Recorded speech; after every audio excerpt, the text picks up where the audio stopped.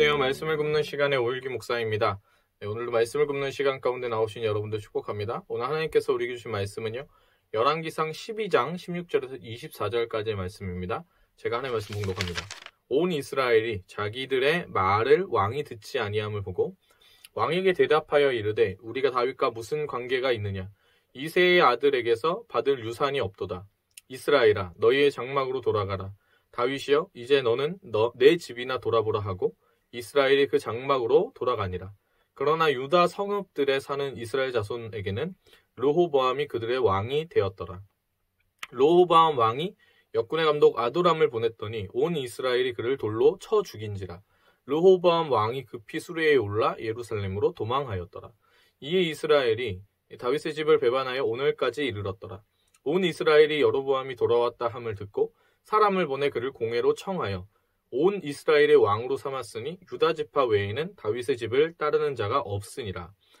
르호보암이 예루살렘에 이르러 유다 온 족속과 베냐민 지파를 모으니 택한 용사가 18만 명이라.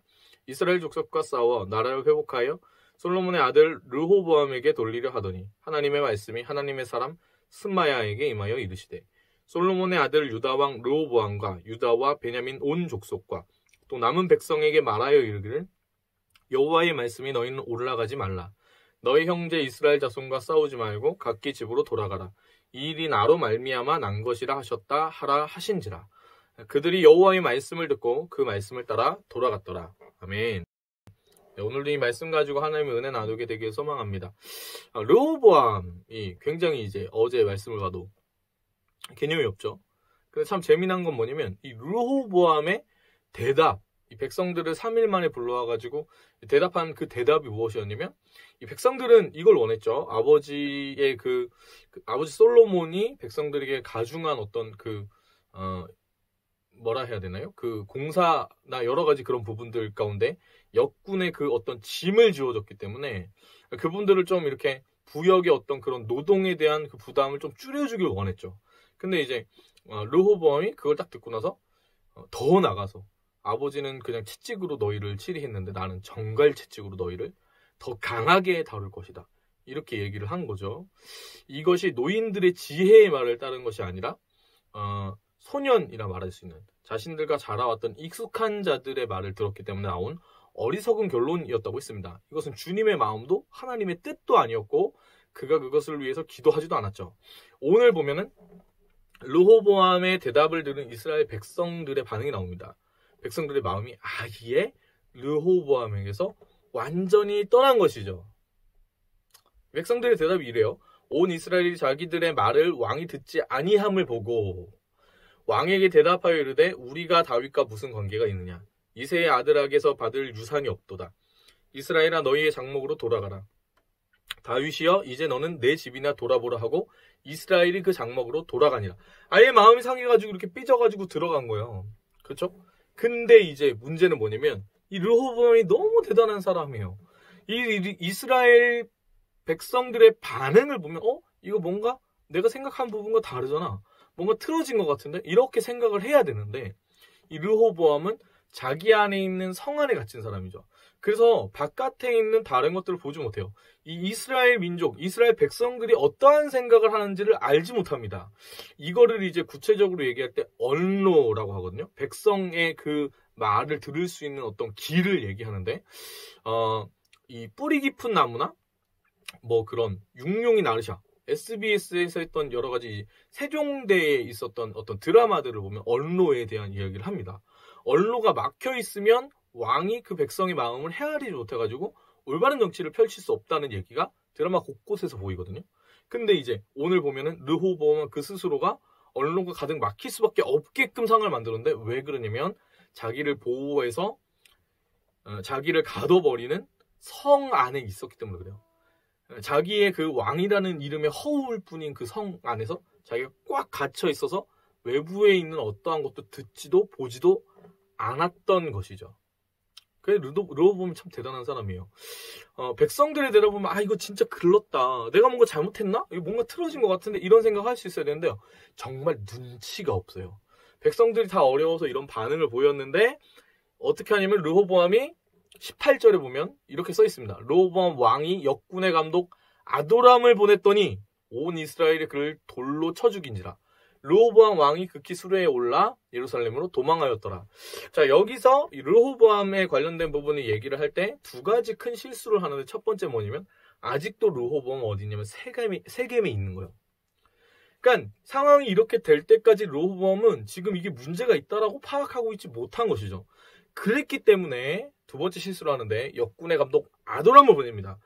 다른 사람을 보는 게 아니라, 야, 내가 생각해보니까 이거 좀 너무했던 것 같아, 다시 한번 얘기해볼래? 이렇게 얘기한 게 아니라 가장 문제가 되는 사람, 역군의 감독 아도람을 보낸 겁니다.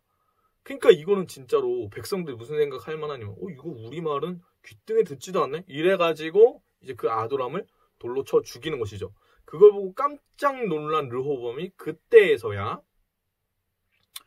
수레에 올라가지고 도망을 가는 겁니다. 예루살렘으로. 정말 눈치가 없는 것이죠. 불난 집에 기름을 껴얹는 행동을 해놓고, 자기는 그렇게 될 거라고 아예 생각조차 못하는 사람이 오늘의 르호보암입니다. 민감함이 없는 것이죠. 그런 부분에 민감함. 왜 민감함이 없을까 이렇게 생각해보면요, 그것은 르호보암 안에 사랑이 없기 때문입니다. 백성들을 향한 사랑의 마음이 없는, 그 사랑의 결핍으로 인해서 지금 르호보암이 그 백성들의 마음을 헤아리지 못하고 스스로 언로를 끊어버리는 것이죠. 옛날에 이제 제가 몇 번 이렇게 말씀드렸는데, 조선시대의 이렇게 명문장가 누군가가 쓴 그 문장이 있어요. 사랑하면 알게 되고, 알게 되면 보이나니 그때 보이는 것은 이전 것과 같지 아니함이러라. 이걸 이제 유홍준 교수가 나의 문화유산 답사기라는 책을 쓸 때 처음에 이 부분 인용해가지고 써서 얘기를 하거든요. 문화재를 보니까 이 문화재를 그냥 볼 땐 이게 왜 문화재야? 이런 생각하면서 그냥, 왜 우리가 그렇잖아요. 왜 저게 대단한 거지? 이런 생각하는데, 사랑하면 알게 되고, 알게 되면 그때 보이는 거예요. 그 문화재의 가치가. 이전 것과 같지 않게 보이는 거. 와, 이전에는 이게 아무렇지 않은 건 줄 알았는데 진짜 대단한 거구나. 그걸 이제 얘기하는 건데, 사랑하면은 알게 되고 알게 될 때 보이는 거거든요. 근데 이 르호보암은 자기애만 가득하지 백성을 향한 사랑이 없었던 거예요. 그래서 보이지도 않았던 거죠. 참 재미난 것은 무엇이냐면요, 사랑함에도 불구하고 보려고 하지 않을 때 시야가 또 열리지 않을 수가 있는 거예요. 사랑하더라도. 그래서 우리 가정 가운데 그 아프고 힘든 여러 가지 일들이 있는 겁니다. 부모가 자식을 사랑하고 자식이 부모를 사랑하고 자식들 간에 서로 남매, 형제, 자매 간에 사랑하는 마음이 왜 없겠어요? 그럼에도 불구하고 사랑이 있는데 보려 하지 않을 때 그 관계가 무너질 수가 있는 것이죠. 그래서 그런 것들을 볼 수 있는 민감함, 이런 것들을 헤아릴 수 있는 마음, 그게 바로 지혜입니다. 그래서 솔로몬은 그 지혜로 듣는 마음을 구한 것이죠.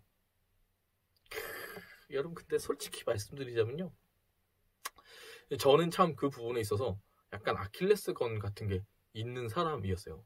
저는 저만의 어떤 세계에 정말 막 가득히 갇혀져 있던 사람이어가지고, 다른 사람들이 제가 뭔가 행동하고 말을 할 때 어떻게 생각할지를 고민해 본 적이 별로 없었어요. 그게 항상 문제가 되고 항상 어려웠죠. 딴 사람들이 저를 어려워했죠. 저도 어려웠었어요. 어느 정도냐면, 제가 이제 되게 존경하는 목사님들이 많이 계신데, 제 삶에 큰 영향을 주신 좋은 목사님 참 많이 계세요. 그게 참 저한테 너무 감사한 어떤 간증의 이야기거리인데, 그 중에 이제 온누리교회 지금도 계신 그 본부장 목사님, 차세대 본부장 목사님이 노이태 목사님이라고 그분이 계세요.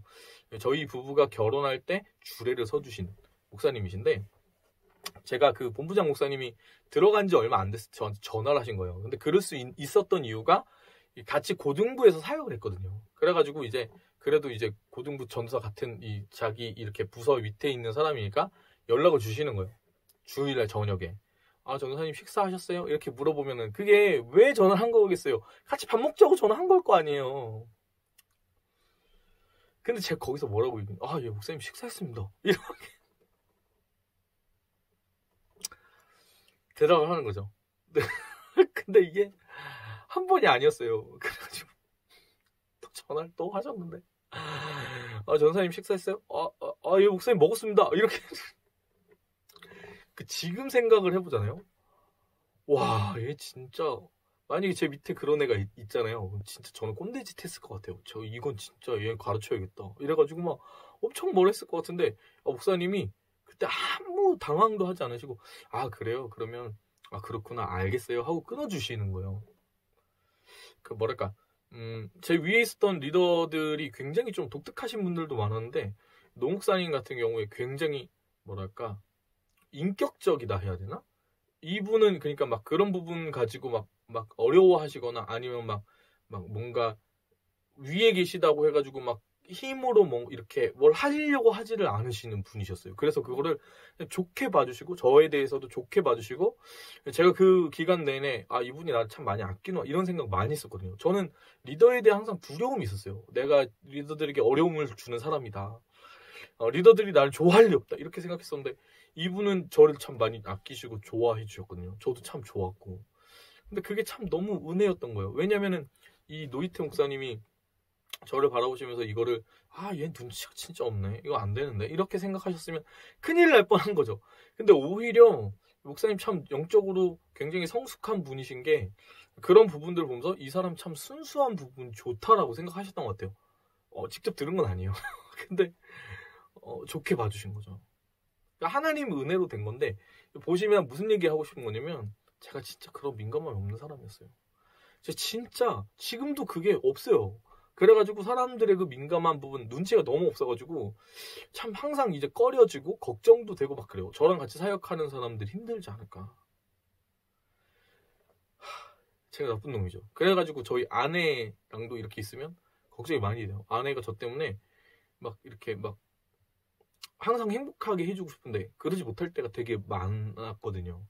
이 사람이 잘 참았거든요. 근데 이제 목회자 3으로 사는 것도 사실 약간 서럽고 힘든 일일 수 있는데 제가 마음이 짠했던 게 어느 날 갑자기 주 안에서 생각하는데 한 번도 그런 적 없었는데 갑자기 자는데 이렇게 가리는 거예요. 이렇게 그래가지고 뭐 하지? 왜 그러지? 이렇게 분위기가 심상치 않은 거여서 왜 그래? 이렇게 보니까 우는 거예요. 아무 말도 안 하고 그냥 우는 거예요.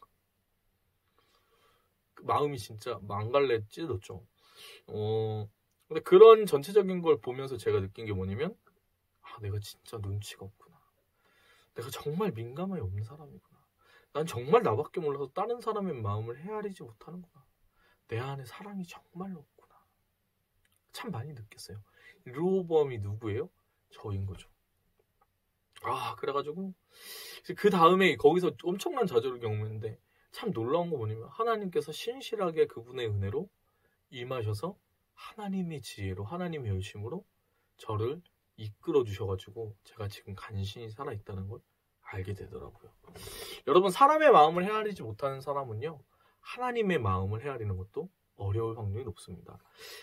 르호보암이 사람을 오늘 모으는 걸 보면은 그래요. 하나님의 그 섭리라는 부분을 이해하지 못하고 어떻게든 하나님 뜻이 좌로 가는 것임에도 불구하고 나는 오른쪽으로 가겠다는 거예요. 그래서 사람을 모으는 거거든요. 믿음 생활을 잘하는 분들을 보면은 하나님의 마음을 잘 헤아리시는 분들이 듣는 마음을 가지고 계세요. 그분들은 그래서 잘 보면 다른 분들과 대화 나눌 때도 잘 들어주세요. 그런 분들이 성숙한 사람이에요. 왜 그렇게 잘 되냐? 듣는 마음이 지혜가 있기 때문에요. 그리고 그 듣는 마음 가지신 분들이 뭘 듣게 되냐면 하나님의 말씀과 하나님의 그 마음을 듣게 되죠. 그래서 어디로 나가게 되냐면 하나님이 부르시는 그 자리가 어딘지를 알고 나아가게 되는 거예요. 우리 삶 가운데 이렇게 봤을 때 그 듣는 마음 가지신 분들은 내 거야! 내 뜻대로 해야 돼! 이렇게 얘기하는 법이 없어요. 그분들은 딱 보고 나서 왜 이거 이래? 이렇게 얘기하잖아요. 감사합니다 주님. 그리고 내게 맡겨주셔서 감사합니다 주님. 그 고백하면서 찬송하면서 부르신 그 자리로 나아가요. 그 사람들 너무 멋진 사람들이죠. 여러분 우리가 인생 살아갈 때 우리의 삶에 힘들고 어렵고 마음에 안 드는 것들 왜 없겠어요. 근데 그럼에도 불구하고 나를 그곳 가운데 주님이 보내셨다는 거예요. 그래서 그 모든 것들을 하나님 은혜 안에서 볼 때에 이게 걸림이나 어려움이 되지 않고 받아들일 수 있고 하나님 은혜 안에서 잘 가꾸어 갈 수가 있는 것이죠. 여러분 오늘 한날 우리가 주님께 나아갑니다. 듣는 마음을 구해야 됩니다. 솔로몬이 그 마음을 구했는데 르호보암을 구하지 않았죠. 그럼 어떻게 되냐면 정말 눈치 없는 삶을 삽니다. 신앙적으로 자기가 탁월하다고 생각하지만 전혀 반대의 삶을 살아가는 것이죠. 그러면 하나님 부르시고 보내시는 그 자리 가운데도 가지 못해요. 르호보암이 백성 가운데 부르심 받았지만 그 백성을 핍박하고 그 백성 가운데 포악한 말을 한 것처럼 여러분, 우리가 오늘 하루 살아갑니다. 하나님의 마음이 우리 가운데 부어져서 영적인 민감함이, 그 사랑이 우리 가운데 부어져서 우리 주변에 있는 가정과 우리의 직장과 우리의 일터, 우리의 학업 가운데 그 만나는 모든 사람들 안에 그런 영적인 민감함으로 돌보아주고 사랑을 흘려보내는 그런 귀한 저와 여러분이 되는 하루 살아갔으면 좋겠습니다. 사랑합니다. 축복합니다. 함께 찬양할까요? 오늘은 좀 고민을 많이 했는데 제가 사실 제일 존경하는 분이 하스데반 선교사님인데 이 곡을 딱 처음 접했을 때 깜짝 놀랐어요. 하 선교사님이 이 곡을 썼다고 이런 생각을 참 많이 했는데 너무 아름다운 고백입니다. 보내소서라는 찬송이거든요. 주님 나를 택하사 잃어버린 자에게 아버지의 사랑을 나누게 하시네. 참 기가 막힌데 찬양 함께 하기 원합니다.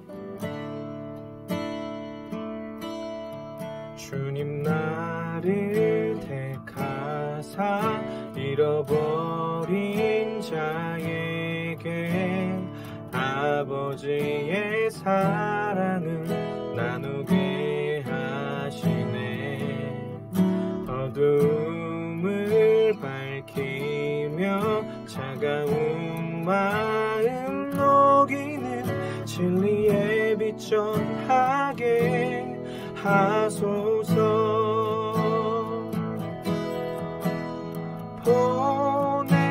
보내소서.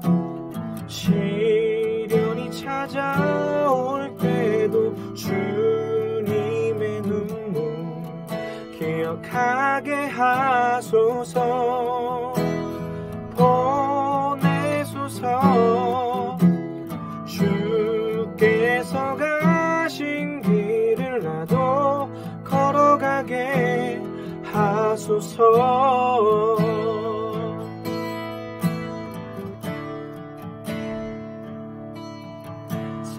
성령으로 임하사 소망 없는 자에게 생명의 그 말씀을 전하게 하시네. 목자 없는 양같이 방황하는 저들에게 주의 사랑 전하게 하소서.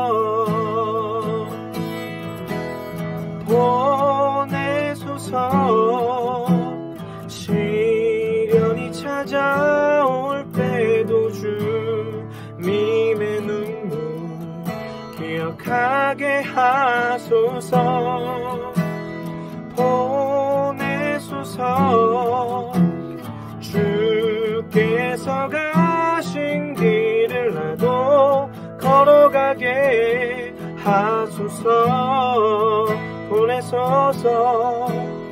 보내소서. 시련이 찾아올 때도 주님의 눈물 기억하게 하소서. 보내소서. 주께서 가신 길을 나도 걸어가게 하소서.